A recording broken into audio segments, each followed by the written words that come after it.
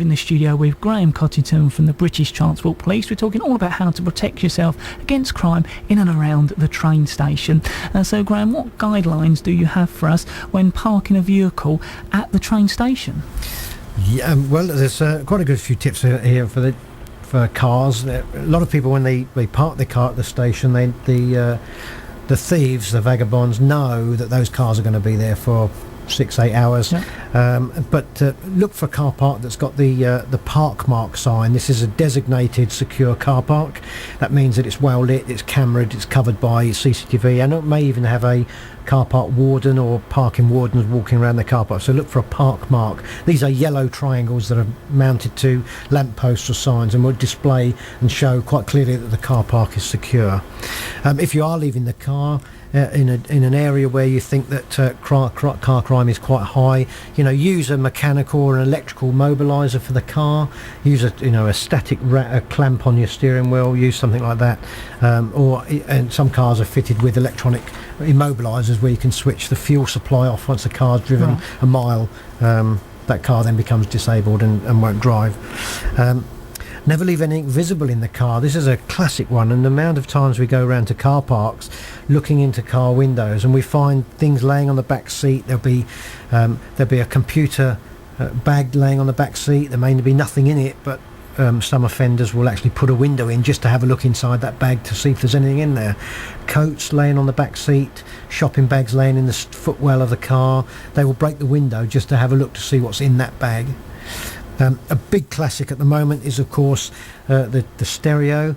If you have a detachable face on your stereo, in-car stereo, and you remove the face when you leave the car, take the face with you. And the amount of people where we go to the car that's been broken into, the glove box has been forced open, and they say, well, I hid it in the glove box. These people know that, and they will go and break the glove box. If you do it, they're going to know. Absolutely. They will go and break open the glove box and steal the interface of the radio. They've then got the full radio. If they can remove the radio from the car, they've got the working fascia as well. A big problem at the moment we're having with satellite navigation apparatus in the moment is that people use their sat-nav to go on journeys, and when they leave the car, they take the sat-nav off the cradle and leave the sat-nav either in the glove box, as I said, with the same as the fascia of the radio, or they take the sat-nav but they leave the rubber sticker in the window, or they leave ring marks on the window. As soon as the car mists up, or you've left the car for a few minutes, in the winter, the car mists up, big rings appear on the windscreen. The offenders know that, and they will put the window in just to have a look because they know the car has a sat-nav, and they will. If you're going to leave the car, take your sat-nav, take your cradle off the windscreen and clean the windscreen with a duster, just to remove the marks of the window, just to give yourself a bit of a chance. Never leave personal correspondence in a vehicle. We find lots of vehicles with people's mail. They'll collect their mail, they'll read their mail, leave it in the car, go off shopping somewhere or go out for the day, leave their address in the car. The people know then that car's parked there, they've got the address of the house. So again, simple things just to prevent people from getting into your home. If you've got particularly alloy wheels, use a locking nut. These are quite cheap now. You can go and buy a locking nut.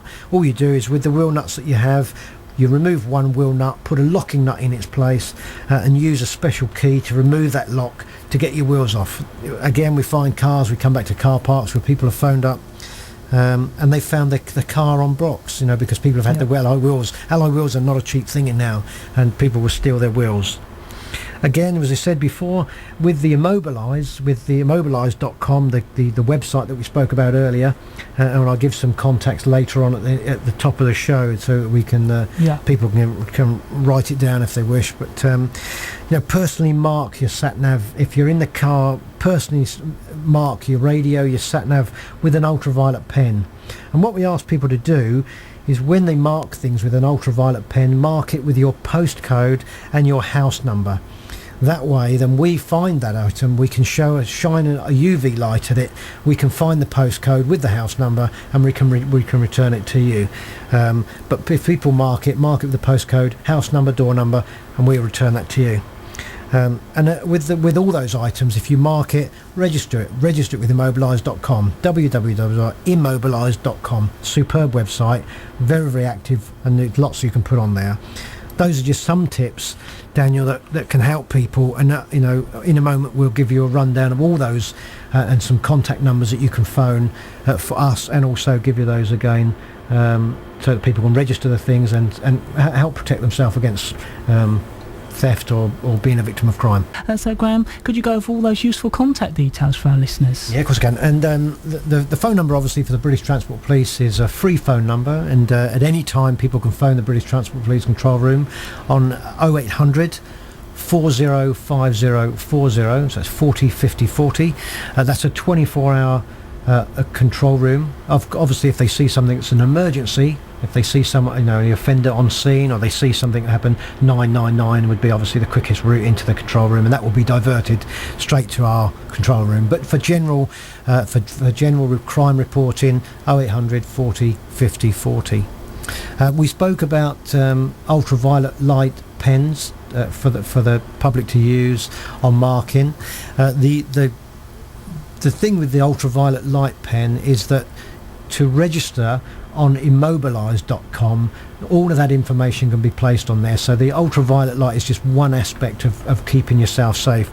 The www.immobilise.com is where you can go onto the website, you form your own account, you register yourself, you give yourself a password, like any lot of the websites now you go on to, give yourself a password, and you can then register all the things that you have that are valuable to you. So we said mobile phones, computers, stereos, DVDs, everything that has an electrical pulse has a barcode, and that all of that information will be placed on Immobilise. That gives us a chance that if we catch someone with any equipment, we look at the barcode, we go onto Immobilise using a very, very special chip and a pin system.